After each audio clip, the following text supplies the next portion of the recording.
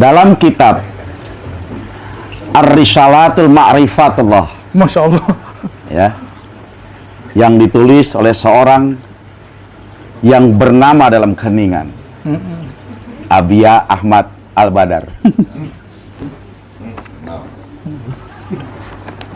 Ada dua perkara yang selalu berhubungan dengan perjalanan seorang hamba. Yang pertama adalah ubudiyah ritual, dan yang kedua adalah ubudiyah spiritual. Ubudiyah ritual ini selalu dikaitkan dengan ubudiyah mujahadah yang bersifat nafsiyah. Sementara ubudiyah spiritual dikaitkan dengan pencarian jati diri seseorang hamba atau seorang hamba menuju ma'rifatullah. Korelasi ini berkait dengan hukum tasri dan hukum ta'rif. Yang mana dalam konteks khusus, yang tasri selalu berhubungan dengan sifat rububiyahnya Allah, sementara yang ta'rif selalu berhubungan dengan sifat uluhiyahnya Allah.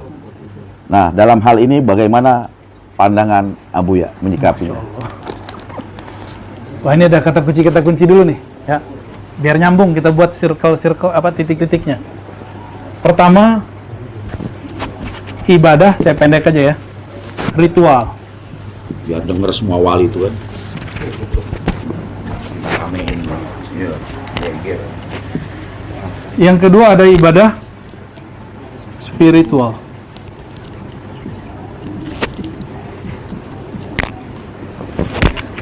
Ritual ini kita sebut dengan ibadah fisik, ya. Ibadah, Biasa. ya. Nah, sedangkan ini turunannya namanya ta'rif. Kalau ini taklif.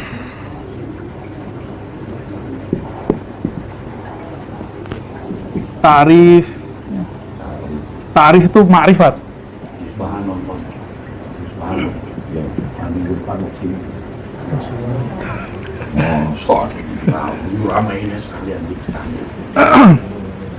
Orang ahli fikih dan orang tarekat, sebagian orang tarekat itu banyak mengambil porsi ini.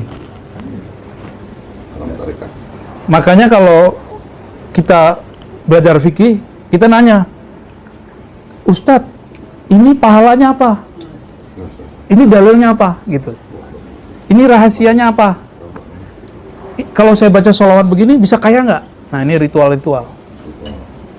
Agak tinggian dikit, jadi orang torikot. Pengen tenang, itu udah bagus tuh. Pengen jiwanya itu nggak liar, pengen khusyuk, itu udah tinggi tuh untuk ukuran taklif, ya. Tapi nama taklif, apa arti taklif? Beban. Ini beban. Maka seorang murid ketika datang ke mursyid yang mengajarkan ritual torikot taklif, ritual torikot yang isinya wirid, ijazah, itu murid rasa dibebani. Maka keluarlah kalam Abul Hasan Syadzili, Syaikhuka man la yatubu bukan, ya.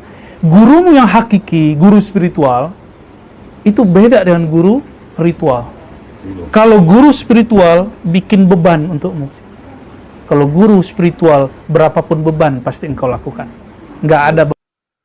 Assalamualaikum warahmatullahi wabarakatuh. Bismillahirrahmanirrahim. Ashhadu an la ilaha illallah wa ashhadu anna Muhammadar Rasulullah. Allahumma salli ala sayyidina Muhammad wa ala ali sayyidina Muhammad. Rabbi shrah li sadri wa yassir li amri wahlul 'uqdatam min lisani yafqahu qawli. Amin. Bismillahirrahmanirrahim. Salam hormatku buat para sahabat-sahabatku tercinta, baik yang ada di dalam maupun yang ada di luar negeri dan dimanapun. Semoga kita semua selalu di dalam lindungan Allah Subhanahu wa Ta'ala. Amin ya Rabbal Alamin. Pada subuh yang indah ini, sebelum kajian kita mulai, marilah bersama-sama mengumandangkan kalimat-kalimat thayyibah. Subhanallah walhamdulillah wa la ilaha illallah wallahu akbar wa la hawla wa la quwwata illa billahil aliyyil azim. Alhamdulillahirabbil alamin. Pada sesi kali ini, semalam ada sahabat kita yang datang dari Malaysia bertanya kepada saya lewat komentar di YouTube. Kang Mas, bila sudah mengenal Allah, bila sudah tahu Allah, bila sudah bertemu Allah, apakah kita masih wajib mengerjakan sholat 5 waktu? Apakah kita masih wajib mengerjakan semua perintah-perintah ibadah-ibadah yang diperintahkan di dalam agama? Apakah bisa ditinggalkan bila kita sudah mengenal Allah, bila kita sudah tahu Allah, bila kita sudah bertemu Allah? Pertanyaan sahabat kita dari Malaysia bertanya demikian. Alhamdulillahirabbil alamin. Manusia bila masih tahu diri manusianya, itu tandanya manusia belum mengenal Tuhannya. Maka wajiblah manusia bila belum mengenal Tuhannya, wajib bersyariat. Kenapa? Tujuan syariat itu, tujuan syariat agama apapun, sebenar-benarnya itu bertujuan supaya manusianya bertuhan di dalam syariat-syariat agamanya. Tujuan manusia diutus untuk bersyariat supaya manusia di dalam hatinya tidak jadi Tuhan lagi di dalam syariat-syariatnya. Apa buktinya? Bila manusia menyatakan bahwa dirinya bertuhan, tentunya manusianya sudah tak bisa lagi apa-apa. Tentunya manusianya sudah tak bisa lagi bersiapa-siapa. Bila manusia menyatakan bahwa dirinya bertuhan, ditandai sudah tak adanya dirinya di hatinya. Maka yang ada hanya lillahi ta'ala. Pas sudah dengan ayat Allah di dalam doa iftitah, inna salati wa nusuki wa mahyaya wa mamati lillahi rabbil alamin. Sesungguhnya ibadah-ibadahku, sesungguhnya salat-salatku, sesungguhnya hidup dan matiku, semuanya hanya milik Allah, Sang Pencipta dan Sang Pengada, serta Sang Pewujud diriku di dunia ini. Inilah iman dan akidah yang dibawa Nabi Muhammad sallallahu alaihi wasallam sebagai utusan Allah. Maknanya di dalam segala aktivitas ibadah, sholat, ibadah, aktivitas apapun, supaya ia mengandung di dalam ibadah, maka innamal a'malu binniyah. Awalilah semua pekerjaanmu dengan niat. Dengan niat itulah supaya kita tidak jadi Tuhannya sholat. Supaya kita tidak jadi Tuhannya ibadah-ibadah kita. Supaya kita tidak menjadi Tuhannya aktivitas-aktivitas kita. Supaya kita tidak menjadi Tuhannya kehidupan kita. Supaya kita tidak menjadi Tuhannya badan-badan kita sendiri. Itulah tujuan niat, dan inilah innad dina indallahil Islam. Inilah yang dimaksud sesungguhnya agama yang diridhoi di sisi Allah itu ketika selamatnya hatimu menuju Tuhan yang telah menciptakan kamu. Namun bila hati kita belum selamat, namun bila hati kita masih kewujudan diri manusianya di hatinya, meskipun syariat sudah kita penuhi, sholat 5 waktu sudah kita penuhi, sholat rawatib sudah kita penuhi, ibadah-ibadah sudah kita penuhi, bila di dalam hati kita yang ada, yang wujud, yang kuasa, yang hidup, masih diri manusia kita yang mentuhani syariat-syariat manusia kita, maka semuanya ya percuma. Sia-sia saja. Bahkan itu menjadi racun-racun diri kita sendiri. Dengan itu, dengan sholat, dengan ibadah, dengan banyak zikir, dengan banyak sholawat, menjadikan hati kita semakin sombong kepada Allah. Mengakibatkan hati kita semakin jauh dari Allah. Kenapa? Karena yang jadi Tuhan bukan Allah di hati kita selama ini. Inilah bukti bahwa selama ini bila kita belum mengenal, bertemu, menghadap Tuhan yang menciptakan kita, ya kita wajib dituntut belajar syariat. Agar kenapa?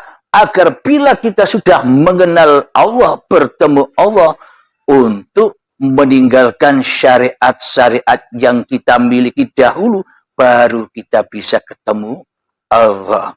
Bila kita tidak bisa meninggalkan syariat-syariat ibadah kita, bila kita tidak bisa meninggalkan sholat-sholat kita, mana mungkin kita bisa berjumpa dengan Allah. Sementara yang jadi Allah selama ini masih diri kita sendiri di hati kita. Alhamdulillahirabbil alamin.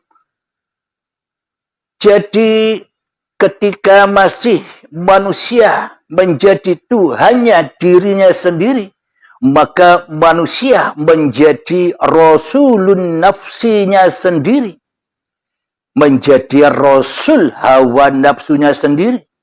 Selalu menyuruh badan ke sana, selalu menyuruh badan ke sini, selalu menyuruh badan untuk sholat, selalu menyuruh badan untuk ibadah, selalu menyuruh badan untuk ngaji Al-Quran, selalu menyuruh badan untuk sholawatan, selalu menyuruh badan untuk zikiran dan sebagainya.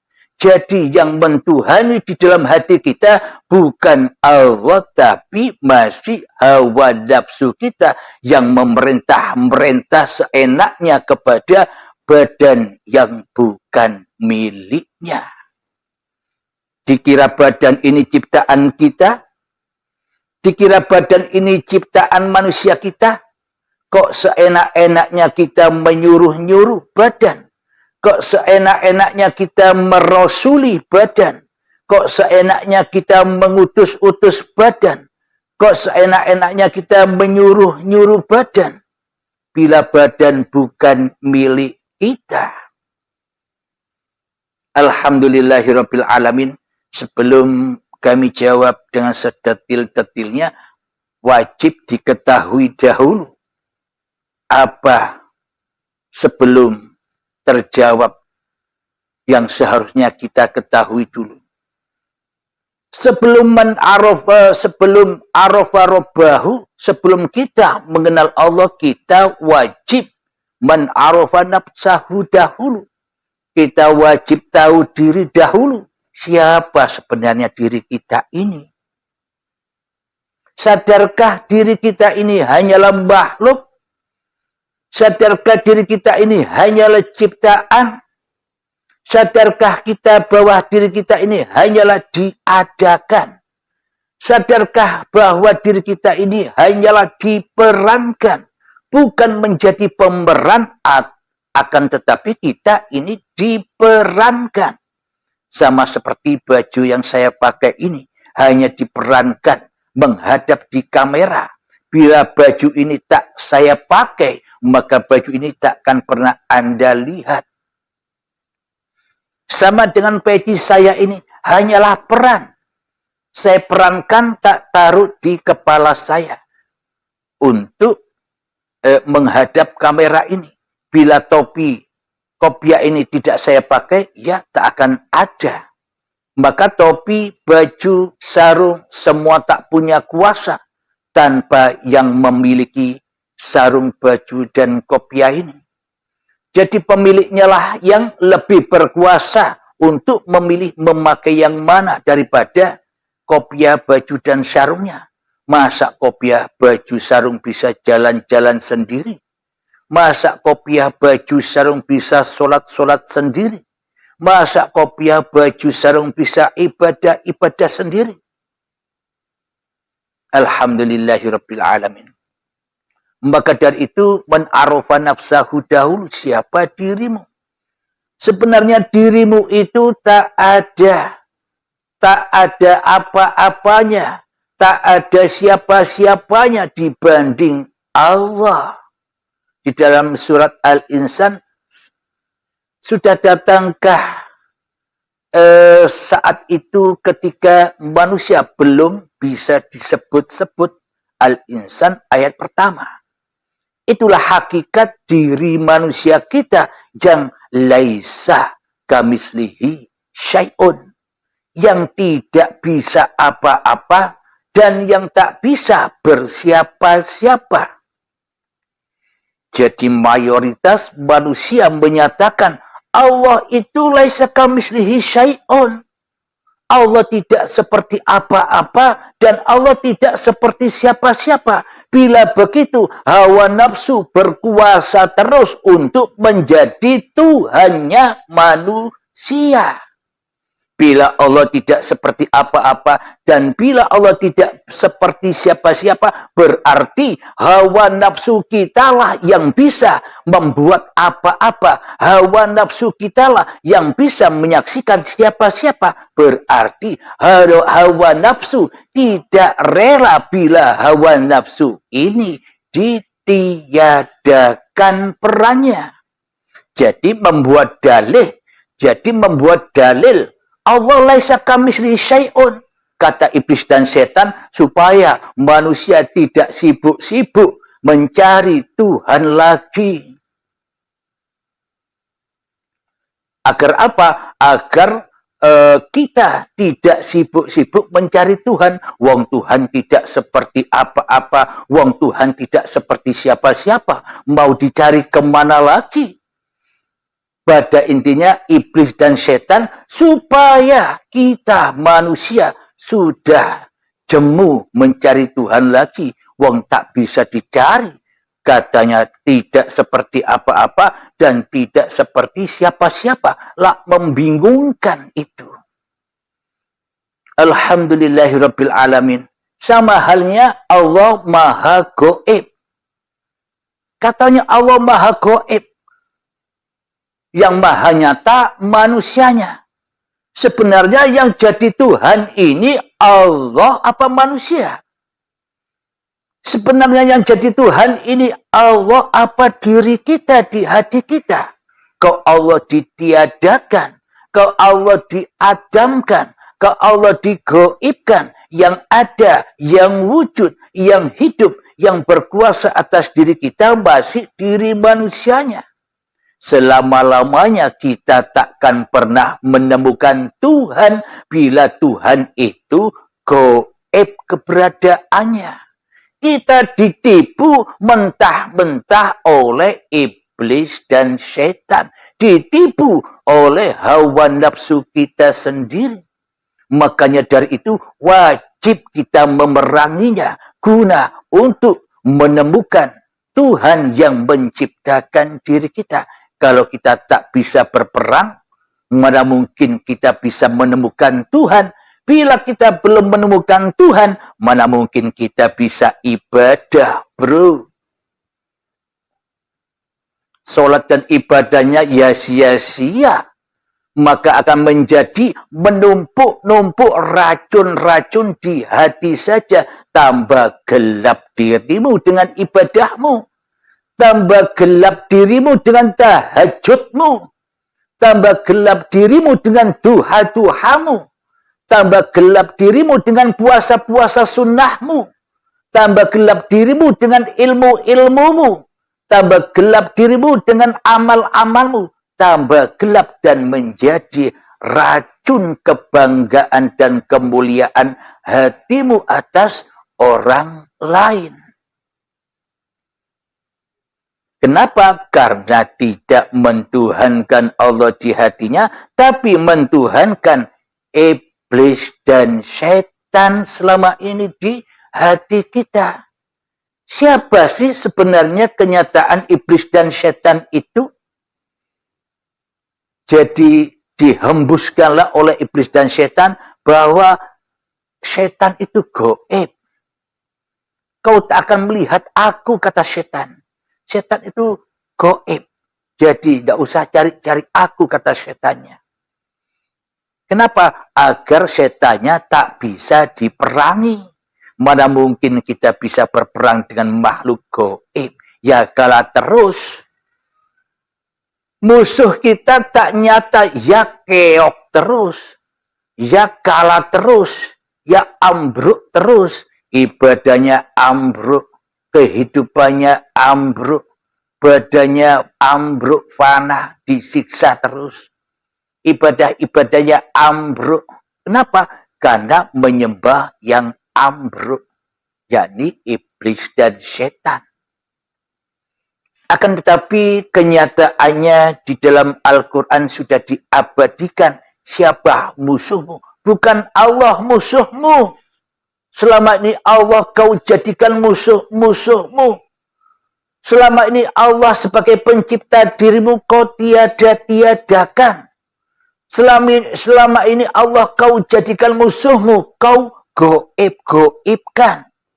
Selama ini Allah kau jadikan musuhmu sebagai yang tidak kau kuasakan di dalam hatimu. Berarti kita meskipun ibadah, berarti kita meskipun sholat, ternyata di dalam hati kita, kita selalu memusuhi Allah daripada menyembah Allah.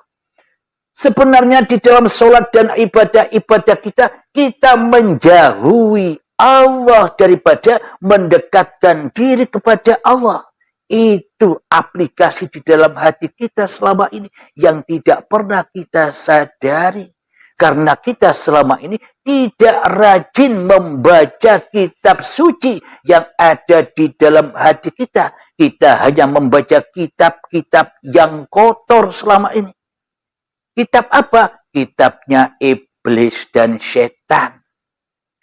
Maknanya hawa nafsu kita lah yang merasa bisa membaca, bisa tahu, bisa mendengar, bisa melihat. Itulah ayat-ayat setan.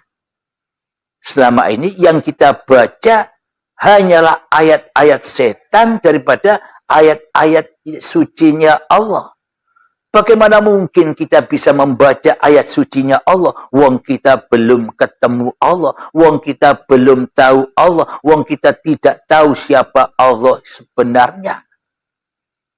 Lalu bagaimana mungkin kita bisa beramal soleh kepada siapa? Kita peruntukkan amal soleh itu bila bukan kepada untuk pemuas hawa nafsu kita sendiri selama ini. Jadi bukan untuk Allah, tapi untuk pemuas hawa nafsu kita sendiri selama ini. Jadi seolah-olah manusianya bisa sholat-sholat sendiri. Manusianya bisa ke masjid-masjid sendiri. Manusianya bisa ke gereja-gereja sendiri. Manusianya bisa ke wihara-wihara sendiri. Manusianya bisa beribadah menurut agamanya masing-masing sendiri. Karena di dalam hatinya belum ada Tuhan, ya semuanya bakal tersesat. Diabadikan di dalam Al-Quran, ya ayyuhalladzina amanu, wahai manusia-manusia yang percaya bahwa Tuhan itu ada. Ini maknanya.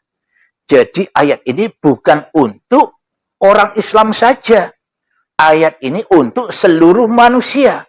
Karena seluruh manusia itu ya ciptaan Allah. Bukan ada Tuhan-Tuhan yang banyak menciptakan hamba-hamba sendirinya. Allah menciptakan orang Islam. Allah menciptakan orang Nasrani. Yahudi diciptakan oleh Tuhan-Tuhannya orang Yahudi. Bukan begitu pemandangan di dalam bertuhan itu.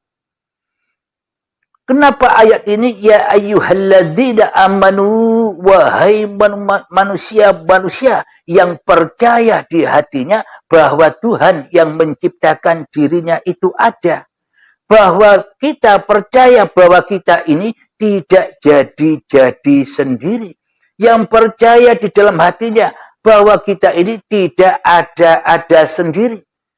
Bagi orang atau bagi manusia yang percaya di dalam hatinya bahwa dirinya hanyalah ciptaan yang menciptakan. Berarti ada Tuhan yang menciptakan manusiaku ini. Bagi siapa? Bagi seluruh manusia.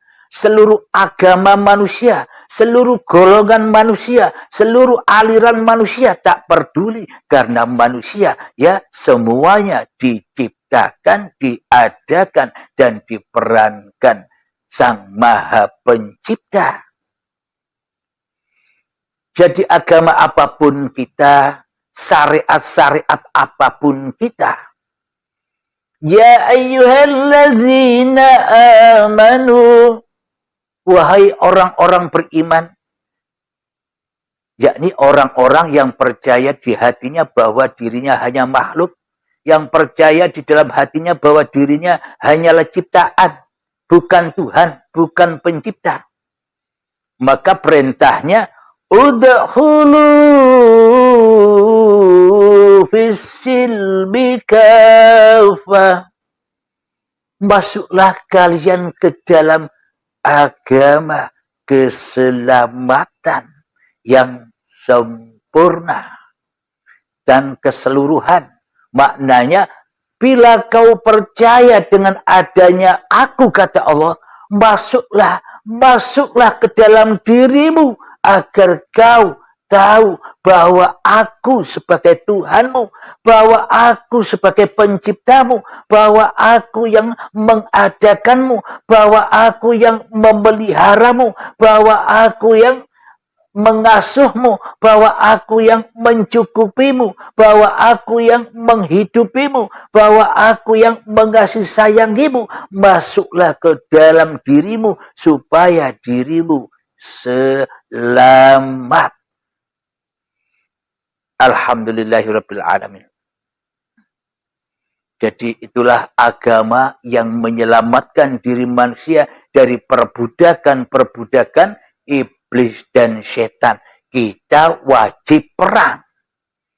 Perang dengan siapa? Ya perang dengan diri kita sendiri.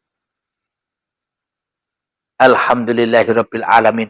Jadi diabadikan di dalam Al-Quran pun setan bukan goib, tapi setan nyata. Apa suratnya? Apa dalilnya? Apa ayatnya? Inna syaitana lakum aduwwum mubin. Sesungguhnya syaitan itu adalah musuh yang nyata bagimu. Coba cek hati kita sendiri-sendiri.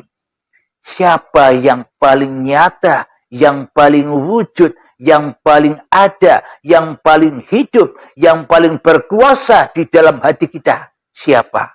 Allah kah atau diri kita? Bila yang wujud, yang nyata, yang hidup, yang berkuasa di dalam hati kita masih diri manusia kita, itulah setannya, bro.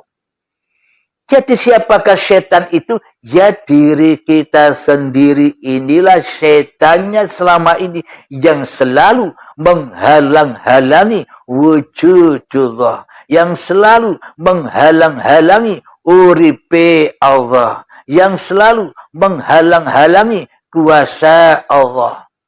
Jadi sebuah singgahsana-singgahsana Allah, sebuah sifat-sifatnya Allah sudah dipakai oleh hawa nafsu kita selama ini. Sudah diakui oleh hawa nafsu kita selama ini. Sehingga diri kita sok merasa menjadi Tuhan di dalam hati kita daripada menjadi hamba. Jadi diri kita selama ini sok menjadi sang pencipta di dalam hati kita daripada menjadi yang dicipta. Jadi diri kita sok merasa menjadi sang Khalid di dalam hati kita daripada menjadi makhluk. Alhamdulillahirabbil alamin. Itulah kenyataan-kenyataan di dalam hati kita.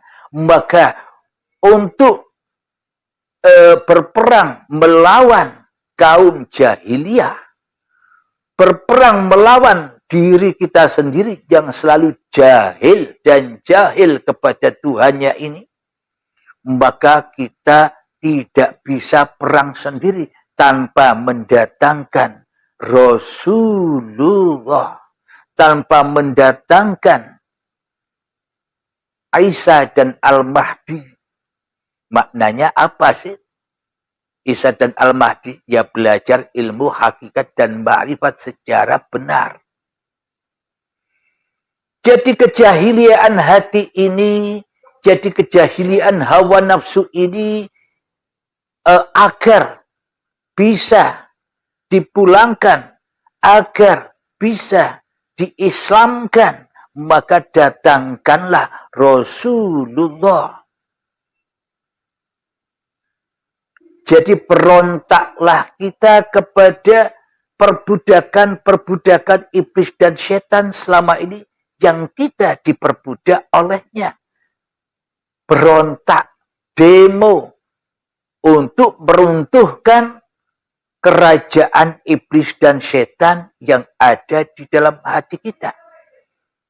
Bila kita sudah tahu musuh kita yang nyata, ya enak perangnya. Yang sulit itu adalah manusia yang tidak tahu musuhnya, bahwa dirinya adalah musuh yang nyata baginya. Sehingga manusia pada buta membuat musuh-musuh orang-orang lain. Menjadikan agama-agama lain menjadi musuhnya. Menjadikan golongan-golongan lain menjadi musuhnya. Menjadikan aliran-aliran orang lain menjadi musuhnya. Salah fokus, salah musuh. Padahal musuhnya bukan di luar dirinya, tapi musuhnya adalah dirinya sendiri. Alhamdulillahirabbil alamin. Jadi kembali ke tema yang tadi, setan itu selalu mengumandangkan, bro, Allah itu laisa kamitslihi syai'un. Allah itu tidak seperti apa-apa. Allah tidak seperti siapa-siapa. Tidak mungkinlah Allah menciptakan apa-apa. Tidak mungkinlah Allah menciptakan siapa-siapa. Hanya engkau yang tahu apa-apa. Hanya engkau yang tahu siapa-siapa di dalam hatimu. Ini kan menjerumuskan. Meskipun kelihatannya ayat itu memang ada di dalam Al-Quran, diabadikan di dalam Al-Quran, laisa kamitslihi syai'un, benar, tidak ada yang salah, tapi golongan siapa yang berada di sini? Bila manusia menyangka Allah laisa kamitslihi syai'un, ya selamanya manusianya tidak pernah bertuhan di hatinya. Selamanya manusia tidak bisa ketemu Tuhannya di hatinya. Lalu buat apa solat-solat dan ibadah kita? Muspro. Tidak ada gunanya. Wong itu hanyalah menambah penyakit-penyakit hati saja. Wong itu hanyalah menambah racun-racun hati saja. Sebelum kita mengenal Allah. Karena yang merasa menjalankan ibadah dan sholat itu masih hawa nafsunya, ya semakin budeklah, semakin najislah hati ini. Bagaimana mungkin kita bisa nyembah Allah sementara kita kufur kepada Allah? Bagaimana mungkin kita menyembah Allah sementara kita selama ini selalu dan selalu jahiliyah, mensekutukan Allah dengan diri kita sendiri di hati kita selama ini? Inilah kenyataan-kenyataan yang selama ini belum kita baca. Ayat-ayat suci Allah yang selama ini kita tinggalkan. Kita sibuk mencari di luar, tapi yang di dalam menjadi kuburan dan gelap. Kita sibuk berziarah ke para wali-wali. Kita sibuk berziarah ke makam para wali-wali. Sedangkan kuburan walinya di dalam hatinya mati. Kuburannya sendiri, walinya di dalam hatinya gelap. Maka ya gelap semua. Karena Allah tidak memandang wajah dan hartamu. Allah tidak memandang ilmu-ilmu dan amalmu. Allah tidak memandang nasab-nasab keturunanmu. Turunan siapa kamu? Tidak dipandang oleh Allah. Bila Allah memuliakan turunan Nabi, Kan'an kok celaka. Tidak mengikuti ayahnya Nabi Nuh. Jadi Allah tidak melihat itu semua. Allah hanya memandang siapa yang kau pertuhankan di hatimu. Bila yang kau pertuhankan di dalam hatimu adalah dirimu yang ada, yang wujud, yang nampak, yang jelas, yang berkuasa, yang berilmu, yang merasa beramal. Meskipun kau turunan presiden, meskipun kau turunan khalifah, meskipun kau turunan nabi pun, semuanya tak ada gunanya. Jangan kau mencari mulia, karena yang mulia itu adalah Tuhan yang menciptakan kamu. Nabi Muhammad sallallahu alaihi wasallam, baginda Nabi. Dan Nabi Isa pun juga pernah wanti-wanti berwasiat kepada para sahabat-sahabatnya. Wahai sahabatku, jangan pernah kau memulia-muliakan aku. Jangan pernah kau mendewa-dewakan aku. Aku ini hanyalah manusia biasa seperti kamu. Bedanya aku hanya menerima wahyu dari Tuhanku untuk kusampaikan kepada kamu. Namun dewakanlah, namun Tuhankanlah, namun muliakanlah Tuhanku dan Tuhanmu. Ini kata Nabi Muhammad sallallahu alaihi wasallam dan kata Nabi Isa alaihissalam. Jadi maknanya apa? Jadi dewakanlah, Tuhankanlah, muliakanlah hidup yang menghidupi aku dan hidup yang menghidupi dirimu. Itu yang harus kau mulia-muliakan. Itu yang harus kau dewa-dewakan. Itu yang harus kau hadap di dalam persembahan dan pengabdian hatimu. Alhamdulillahirabbil alamin. Kanjeng Nabi saja tidak cari mulia, kok manusia cari kemuliaan. Dia tambah jauh dari Tuhannya. Mulia kok dicari. Kenapa kok cari mulia? Karena sebenarnya tidak mulia. Maka cari itu cari mulia. Allah subhanahu wa ta'ala, uripe Allah, meskipun tidak kita muliakan, ya tetap mulia. Karena yang maha mulia. Meskipun Allah tidak kita sucikan di hati kita selama ini, yang kita sucikan hanyalah hawa nafsu kita sendiri, Allah tetap suci. Karena Allah maha suci. Tidak usah dicari lagi, tidak usah disucikan lagi. Wong Allah tetap suci. Alhamdulillahirabbil alamin. Jadi bila manusia sudah kembali ke alam laisa kamitslihi syai'un, bila manusia sudah sadar bahwa dari mana keberadaannya, yakni dari kegaiban.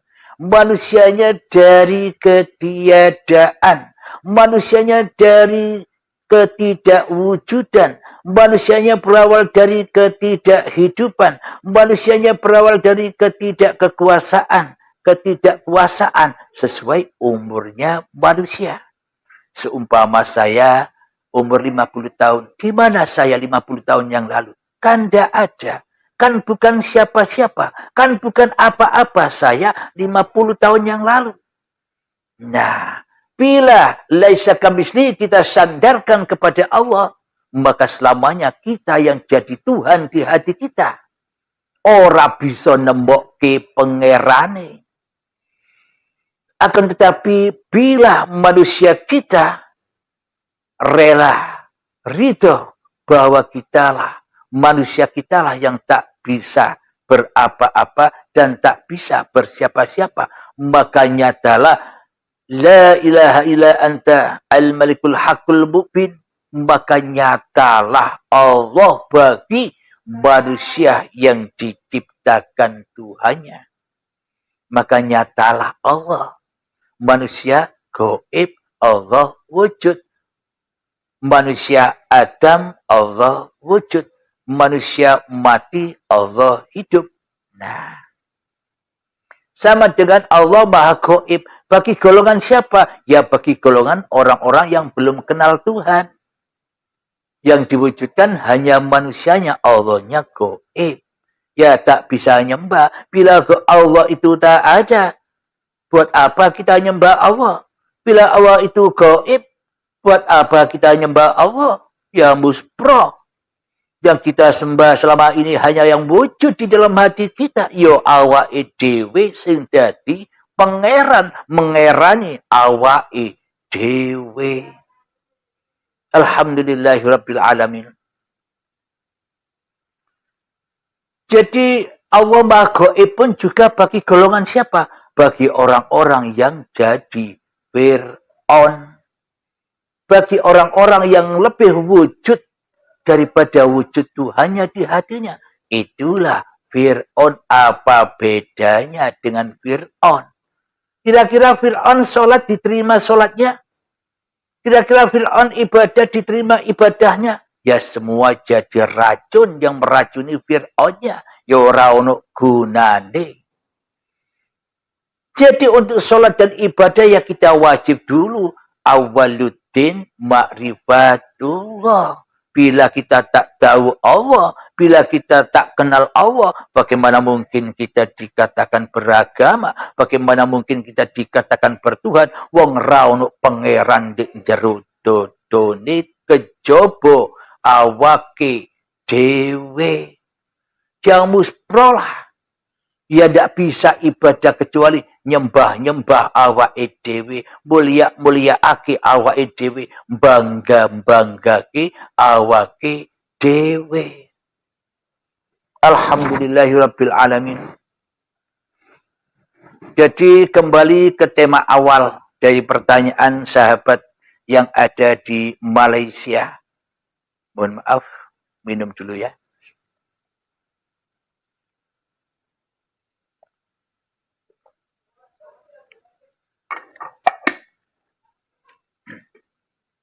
Kembali ke laptop kepada tema pertanyaan saudara kita yang ada di Malaysia.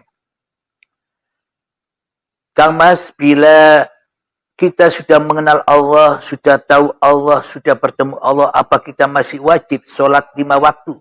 Apa kita masih wajib ibadah-ibadah di syariat itu? Bila Anda memang benar-benar sudah kenal Allah, bila memang Anda benar-benar sudah bertemu Allah, berarti ya Anda bebas meninggalkan sholat. Anda bebas meninggalkan ibadah.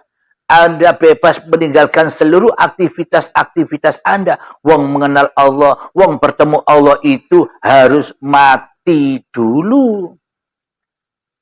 Kalau tidak mati, mana mungkin bisa ketemu Allah. Kalau tidak mati, mana mungkin bisa menghadap Allah. Bila tidak mati, apa bisa berjumpa dengan Allah? Bila Anda sudah mati, apa wajib sholat? Bila Anda sudah mati, apa wajib ibadah? Bila Anda sudah mati, apa wajib melaksanakan kewajiban-kewajiban di dalam kehidupan ini? Bila Anda mati, bila Anda menyangka, bila Anda mengakui sudah kenal Allah, sudah bertemu Allah, berarti kan Anda mati. Bila sudah mati, ya bebas, enjoy saja. Ya tidak bisa apa-apa lagi. Namun bila Anda hanya pengakuan saja, etok kenal wae, memahami hakikat makrifat yang salah paham, ya tidak boleh meninggalkan syariat, ya tidak boleh meninggalkan sholat, ya tidak boleh meninggalkan ibadah-ibadah. Wong yang merasa makrifat, wong yang merasa kenal, yang merasa tahu, yang merasa jumpa masih manusianya, masih angen-angen, masih masih bayang-bayang wae. Jadi ya wajib sholat, wajib ibadah, wajib bekerja, wajib apa saja sesuai apa yang diwajibkan kepada manusia. Kalau kenalnya mung wae, ya ora bebas ninggalke syariat-syariate. Ya pasti masih disiksa dengan syariat-syariat manusianya.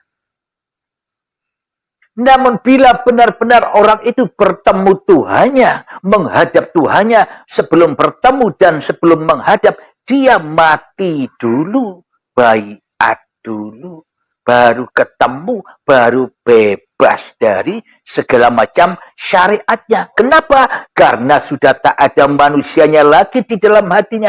Karena sudah lillahi ta'ala adanya di dalam dirinya. Meskipun dia kelihatannya sholat, tapi hatinya lillahi ta'ala. Meskipun kelihatannya dia ibadah menurut orang lain, tapi di dalam hatinya manusianya sudah mati. Manusianya sudah lillahi ta'ala. Salat dan ibadahnya, bekerjanya, naik motornya, merokoknya, duduknya, sudah bukan hak milik manusianya. Itu manusia yang sudah mengenal Tuhannya. Itu manusia yang sudah bertemu Tuhannya. Meskipun kelihatannya badannya masih hidup, menurut orang lain, tapi menurut dirinya, bukan manusianya lagi yang berkuasa dan yang hidup di dalamnya. Inilah yang dikatakan benar-benar bertuhankan Allah lillahi ta'ala. Bagaimana? Apa buktinya? Dengan paparan-paparan ini. Bahwa manusia harus mati dulu bila ingin bertemu Allah. Ya harus roji'un dulu baru ketemu Allah. Baru bebas dari syariat-syariat manusianya. Baru bebas dari iblis dan setan. Bila manusianya masih hidup, bila manusianya masih merasa berkuasa, ya mana mungkin bisa meninggalkan iblis dan setannya, dan mana mungkin bisa bebas dari syariat-syariat manusianya. Wong manusianya merasa berkuasa atas seluruh syariat-syariat yang dijalaninya. Seakan-akan Allah tak ada kuasanya babar belas. Seakan-akan Allah sebagai Tuhan yang menciptakan manusia, tidak ada perannya sekali bagi kita selama ini. Jika begini, ngaku-ngaku bertuhan. Jika begini, ngaku-ngaku sholat. Jika begini, ngaku-ngaku ibadah. Jika begini, ngaku-ngaku mulia. Sementara kita tidak kenal Allah, mung eto iwai, mung koyo iwai. Dan tidak mungkin kita dibebaskan meninggalkan syariat, meninggalkan sholat, meninggalkan ibadah, meninggalkan zikiran, meninggalkan sholawat, meninggalkan ngaji, meninggalkan ritual. Bila kita masih hidup, ya tidak boleh, bisa. Tidak bisa meninggalkan itu semua. Wong itu semuanya kita akui milik kita selama ini. Jadi bila Anda ingin bebas tidak sholat lagi, ingin bebas tidak ibadah lagi, ingin bebas tidak hidup lagi, yo mati yo. Matikan dirimu sebelum matimu. Maka kalau sudah mati, maka nyatalah wajahullah bagi dirinya. Inilah yang sering disebutkan oleh Kanjeng Nabi Muhammad, innamal a'malu binniyah. Dirikanlah niatmu di dalam apapun laku-laku yang kelihatannya kamu yang melakukan.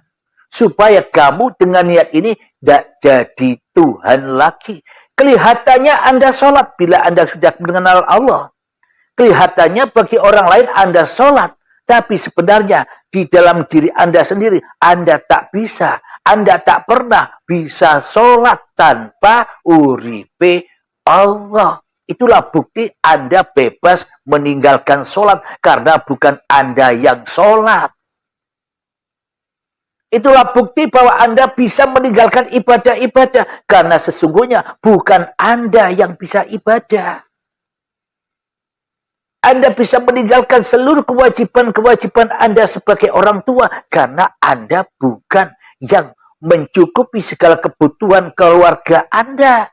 Bukan Anda yang berkasih sayang.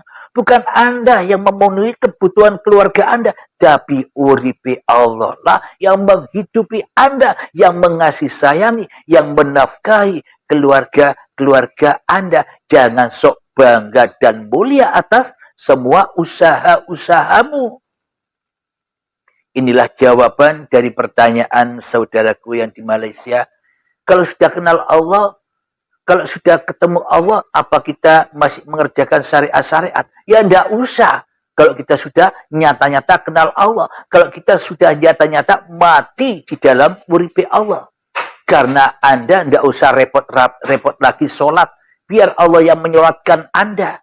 Karena Anda sudah tak repot-repot lagi ibadah. Biar Allah yang mengibadahkan Anda. Biar Allah yang memerankan Anda maksudnya. Biar Allah yang menghidupi Anda maksudnya. Biar Allah yang menguasai Anda maksudnya. Biar Allah yang merasuli Anda maksudnya. Biar Allah yang mengutus Anda maksudnya. Biar Allah yang menyuruh Anda maksudnya. Itulah yang dimaksud alam baka. Itulah alam lillahi ta'ala. Mari kita lihat jari-jari di Al-Quran untuk menguatkan iman kita semua. Bahwa sebenarnya yang dipaparkan ini plek semuanya Al-Quranul Karim. Tidak ada yang melenceng dari Al-Quran. Mari kita tengok iman yang dimiliki oleh Kanjeng Nabi Muhammad sebagai panutan seluruh manusia.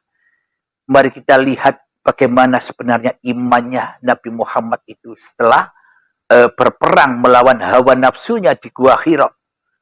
Iqra ya Muhammad, bacalah. Nabi Muhammad bingung. Apa yang mau dibaca? Aku tidak tahu. Ma'ana biqori, aku tidak bisa membaca. Karena apa yang harus kubaca?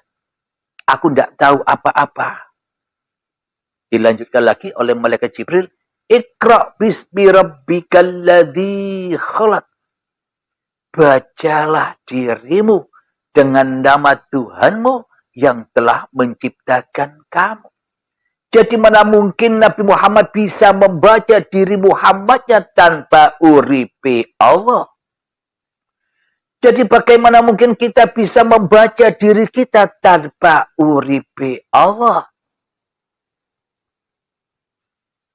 Jadi bagaimana mungkin kita bisa membaca diri kita sendiri tanpa diri Allah? Itulah iman Kanjeng Nabi Muhammad yang sesuai seluruh pemaparan-pemaparan yang ada di uripe Allah itu. Yaitulah mengembalikan lagi iman-iman yang selama ini nyeleweng dari keimanannya. iman-iman yang terputus dari junjungannya, iman-iman yang sudah putus talinya dengan ajaran-ajaran yang murni yang dibawa oleh Kanjeng Nabi Muhammad sallallahu alaihi wasallam. Karena ajaran Kanjeng Nabi Muhammad tidak murni lagi di era yang sekarang ini, maka hancurlah ajaran Kanjeng Nabi Muhammad sehingga terciptalah bermacam-macam agama, bermacam-macam golongan, bermacam-macam aliran, bermacam-macam madhab. Kenapa? Karena tak murni lagi iman yang seperti imannya Kanjeng Nabi Muhammad. Maka dari itu tujuan diadakan channel Uripe Allah ini hanyalah untuk memurnikan kembali iman yang sebenarnya, iman yang dimiliki oleh junjungan kita semua. Contoh, suri tauladan yang dicontohkan oleh hati Kanjeng Nabi Muhammad untuk seluruh manusia, rahmatan lil alamin. Bagi siapa saja, agama apa saja, bila mengikuti, bila memahami bahwa tiada hidup kecuali Allah, semua manusia bakal mati kabeh kemanusiaannya, kembali kepada Tuhannya yang telah menciptakannya. Apapun agamanya, apapun golongannya, apapun alirannya, sama. Tidak peduli agama apa, bila hatinya sudah sadar, ya Islam, selamat kepada Allah. Tapi meskipun agamanya Islam, kita tidak kenal dengan iman yang dimiliki oleh Kanjeng Nabi Muhammad, ya podo wae. Orang disebut Islam di sisi Allah, tapi tersesat. Islami menggo menungso wae.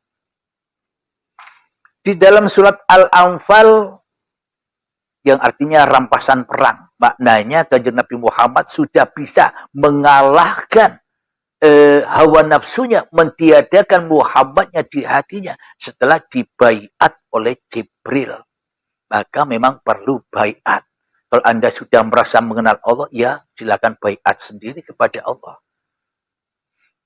Alhamdulillahirabbil alamin. Di dalam surat Al-Anfal inilah kenyataan kebenaran tauhid atau pertuhannya Kanjeng Nabi Muhammad.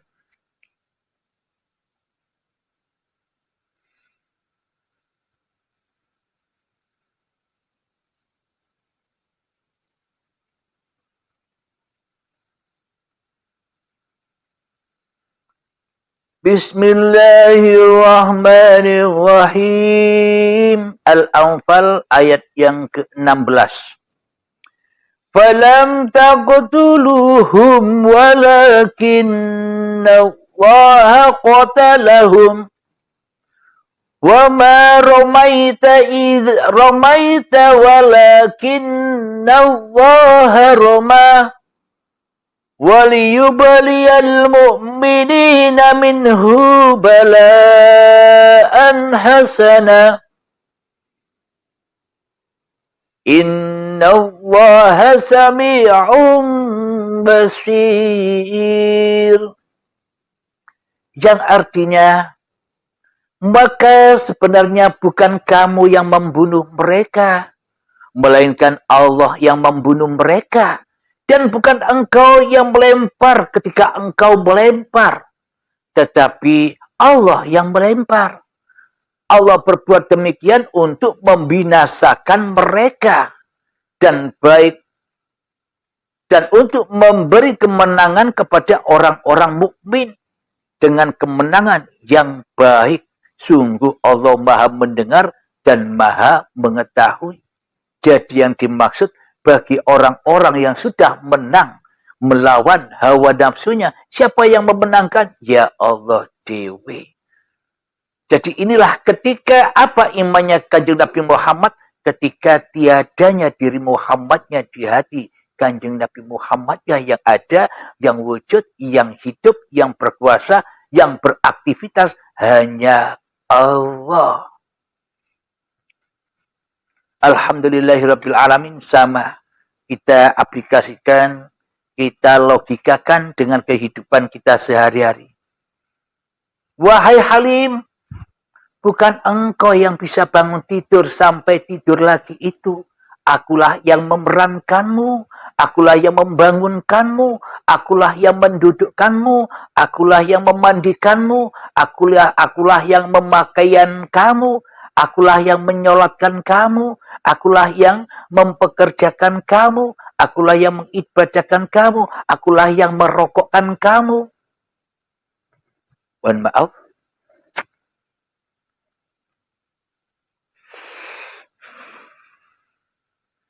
Jadi iman kanjeng Nabi Muhammad itu adalah La ilaha illallah. Tiada Tuhan selain Allah.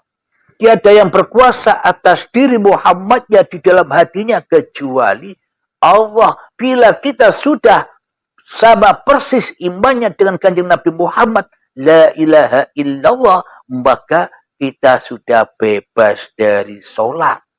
Bebas dari ibadah, rausa sholat dan ibadah maneh, mati yawai. Maknanya semua yang kelihatannya seakan-akan kita sholat dan ibadah sudah bukan urusan Anda lagi. Itu perannya Allah, itu kuasanya Allah. Inilah hati yang lillahi ta'ala itu. Maka dari itu kanjeng Nabi ketika sholat asik berlama-lama sampai bengkak kakinya. Kenapa? Karena asik di dalam kematian diri Muhammadnya. Tenggelam di dalam uripe Allah. Nikmat. Dalam sholatnya hingga bengkak tidak terasa. Yang ada hanya kenikmatan. Sama dengan kita semua. Bila kita sudah mengenal iman yang seperti yang diimani oleh kanjeng Nabi Muhammad, maka meskipun bencana, azab, masalah yang tidak enak, penyakit yang kita hadapi, ya kita enjoy saja. Wong itu yang memerankan Allah semua. Jangan ikut-ikut jadi Tuhan, biar tidak disiksa. Apakah iman kita bisa seperti Nabi Muhammad? Ya pasti bisa. Wong sama-sama menungsane. Wong sama-sama ciptaan Allah. Wong sama-sama di-Isra Mi'rajkan oleh Allah seluruh manusia. Nabi Muhammad itu kan contoh. Contoh untuk suri tauladan seluruh manusia. Ya wajib nyontoh seperti kanjeng Nabi Muhammad. Apanya? Iman hatinya. Iman hatinya yang dicontoh. Jadi jangan jadi rasulnya hawa nafsumu sendiri. Jangan jadi rasulnya setan. Jadilah Rasulullah. Datangkanlah Rasulullah di dalam hatimu. Maka hancurlah alam-alam kebodohanmu. Alam-alam kejahiliaan hatimu. Hancurlah iblis dan setan. Maka akan bertemu dengan bulan suci Ramadan. Bebasnya hatimu dari belenggu hawa nafsu, iblis dan setan. Suci terus, Ramadan terus. Dan akan bertemu dengan malam Lailatul Qadar. Ketika sudah malam hatimu dari dirimu, itulah Lailatul Qadar. Itulah malam yang gelap, malamnya kemanusiaanmu dikuasai, dikodari oleh Tuhan yang menciptakan kamu. Itulah Lailatul Qadar. Bukan yang di luar itu. Lailatul Qadar itu di dalam. Alhamdulillah. Mungkin jelas jawabannya Kang Mas ya. Jadi kalau Anda memang benar-benar mengenal Tuhan, itu tandanya Anda sudah mati. Bila Anda sudah mati, sudah tidak usah ngurus-ngurus lagi badan Anda. Biar Allah yang memerankan badan untuk berapa-apa saja. Baik sholat, baik ibadah. Sudah, Anda sudah tidak ikut-ikut lagi. Biar Allah yang mentuhani. Biar Allah yang merajai. Biar Allah yang menguasai. Anda santai-santai wae. Enjoy wae. Karena Anda sudah duduk di dalam jannah. Di dalam surganya Allah. Kenapa? Karena Anda sudah mengabdi kepada Allah. Fadkhuli fi ibadi wadkhuli jannati. Kapan itu? Ketika hatimu sudah ya ayatuhan nafsul mutmainnah. ketika hatimu sudah tenang, ketika apa? Ketika irji'i ila rabbiki radiyatan mardiyah. Ketika kau rela kembali kepada Allah dengan kematianmu, maka itulah wadkhuli fi ibadi, itulah pengabdian. Jadi di dalam hati kita tidak jadi Tuhan lagi kecuali Allah. Maka wadkhuli jannati, maka itulah surga. Mangkola la ilaha illallah dakhalal jannah. Barang siapa yang sudah teraplikasi la ilaha illallah di hatinya, maka dakhala wis melbu surga. Sudah di dalam surga, bukan besok, bukan akan, tapi sudah wis melbu surga dan menikmati kenikmatan yang teragung, yakni selalu kemanapun kau hadapkan wajahmu, disitulah aku, kata Allah. Alhamdulillahirabbil alamin. Mari kita akhiri sesi pengajian kali ini. Sebelum kita akhiri, mari kita kembahkan selawat dalimin daf'ul bala, agar hati kita terhindar dari balak-balaknya, dari zalim-zalimnya, dari kejahilian hati kita. Allahumma salli ala Sayyidina Muhammad wa asghili zalimin bizalimin. Allahumma salli ala Sayyidina Muhammad wa asghili zalimin bizalimin wa ahrijna min bainihim salimin wa ala alihi wa sahbihi ajma'in. Alhamdulillahi rabbil alamin. Allahumma salli ala Sayyidina Muhammad wa ala ali Sayyidina Muhammad. Allahumma ya qadiyal hajat, Allahumma ya mujibad da'awat, Allahumma ya rafi'ad darajat, Allahumma ya muhillal muskilat, Allahumma ya syafiyal amrad, Allahumma ya kafiyal muhimmat, Allahumma ya dafi'al baliyat, Allahumma akhtim lana bil iman, Allahumma akhtim lana bil islam, bijahi sayyidil mursalin. Rabbana atina fid dunya hasanah wa fil akhirati hasanah wa qina adzabannar. Wa sallallahu ala sayyidina Muhammad wa ala alihi wa sahbihi wasallam. Akhir kalam.